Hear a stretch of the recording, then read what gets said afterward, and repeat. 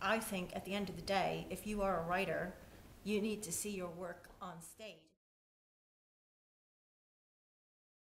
Hi, I'm here at the Rondo Theatre with Alison Farina, whose new play, Fertility Objects, is running. I trained as an actor, and I was an actor for quite a long time, and then in 2006 I decided that I wanted to start writing things. Was there any sort of trigger to starting your writing?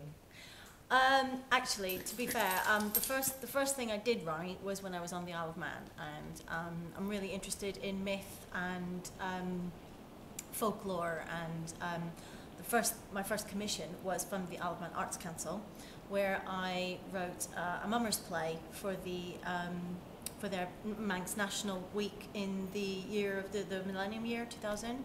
So that was the first thing I did, and then when I moved to Bath, I don't know. I've always had stories. I've always written, but I'd never written a play, and it never even occurred to me to write a play until, I don't know, one day I was just sat around thinking, actually, this idea I have would work really well on stage.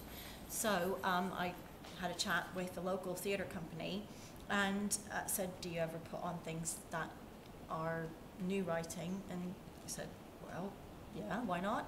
We'll give it a shot. So I pitched the idea to them, and they really liked it, and kind of started from there. The first two plays I did, I used my background in using improv to create theatre. I would write a story and then got the actors together, cast the play, and then just kind of improved for about a month or so based on the story that I had and things I wanted to hit in the story, like a kind of timeline sort of thing. And then I would go away and I'd write the script, go away for like 2 weeks or something and come back with a script. And then we would start rehearsing. Hello, this is Hamish. We would then start rehearsing off the script, and then just go back into like a kind of a traditional sort of rehearsal period.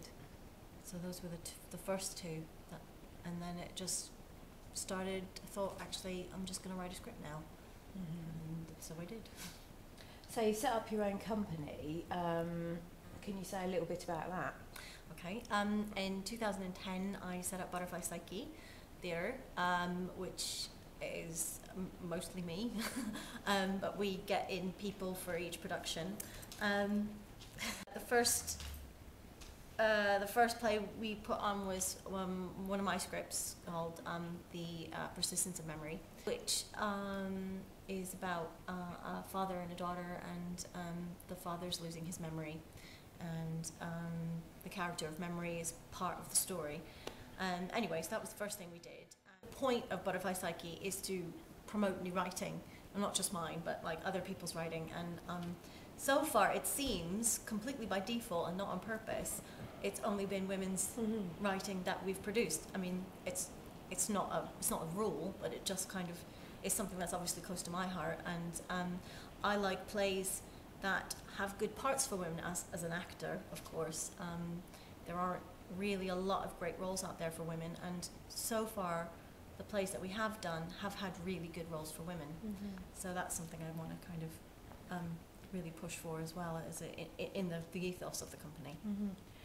Is it something that you'd recommend other writers who maybe feel that there's some sort of a barrier to them getting work on to actually set up their own company and put their own stuff on? Yes, absolutely, because no one else is going to do it for you.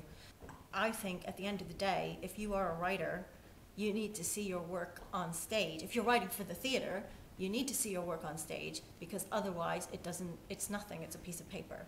And that's the whole beauty of theatre, is the fact that a script depends on the actors, and the actors depend on the director, and the director depends on the production company, and it's a completely symbiotic genre, which is beautiful, and that's why I love it so much.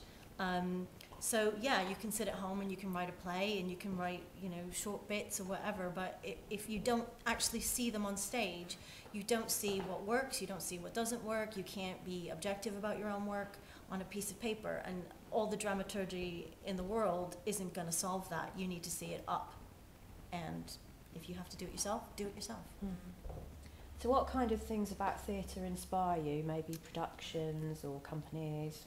Quite a wide range of things. I mean, obviously, I was when I was at uni, one of my my impro teacher was Phelan McDermott from Improbable, and I subsequently, after uni, many years after uni, went for impro, a week of intensive, 2 weeks off of intensive impro training with them as a company, and that really hugely influenced the way I worked from the beginning, definitely. I also I'm quite a fan of Knee High, because of their use of magic in theatre and that sort of thing. There's quite a few companies in Cornwall, actually. Cornwall is probably where I think theatrical heart lies. Well, I think my complete heart probably as well. But yeah, companies like Rogue and Miracle, they're just doing fantastic, really creative, really beautiful work. And I like work that has a story. I think there's a lot of stuff that's, you know, interesting to look at or thought-provoking, but at the end of the day, I want to see a story. Would you say that your development process with your background in improv might be slightly different than someone who hadn't had an acting background? I think it is, actually, and I've worked with other writers who haven't had acting backgrounds, and it's a different, they have a very different approach. I'm also not someone who is a trained writer. I mean, I just write stuff. I think if you go to school or uni, or if you're trained to write, you have a lot of teaching behind you to either use or get rid of in order to get where you need to go. But you have an awareness of things and of structure, and people without that background can tend to go off a bit, which I hope I don't. But as an actor, I think I'm really aware of what will work on stage and what won't. You know, what kind of world you can create realistically, and what kind of world you need a budget of, like, you know, 50 grand in order to do properly, to do it justice. I also think part of a development as a writer, as a playwright, as opposed to a writer, is seeing your work on stage and working with actors and being and accepting the fact that what you write and what you give to the actors isn't necessarily what's going to come out at the other end, and you have to be okay with that, because you can be wedded to your script, but if your script doesn't work, and that's what the whole point of having it up and doing a production is the benefit of. I think some writers who don't have that background can find that intimidating, or may have, you know, issues, can cause friction.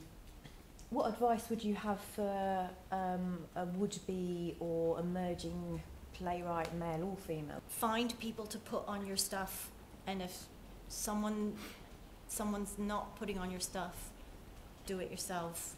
Find someone to learn from. If you don't know how to do it, find a company that works with new writers, make contacts with people, meet people, and just create dialogue and just get stuff up. That's the best. That's to me, I think that's the only way forward. Well, I mean, it's not the only way forward, but for me, I think it's the only way forward. And just a last question, really. Could you just say a little bit about the development process for Fertility Object? Yeah. Well, the script was written in February, and then in March we had a read-through. Not a script in hand, but we all sat around a table and we read through with a bunch of actors, and the idea was I had feedback on what was working and what wasn't working, what people wanted to see, what people didn't want to see, what was extraneous, what needed beefing out. So that was hugely helpful, and that's not something I'd done before, and I would definitely do that again. So then I went away, took on board that feedback, came back with another script.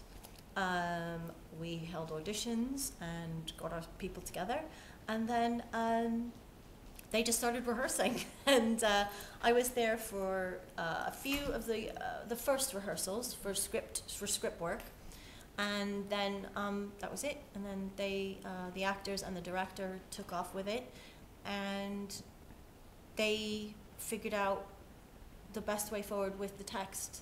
Some of it is slightly different. Some bits they cut, some bit I ended up putting in another scene. So a bit of everything, really. But that's kind of the exciting, that's what makes it exciting. And what makes it something that everybody owns, not just me. Okay, brilliant. Well, thanks very much for that, Alison.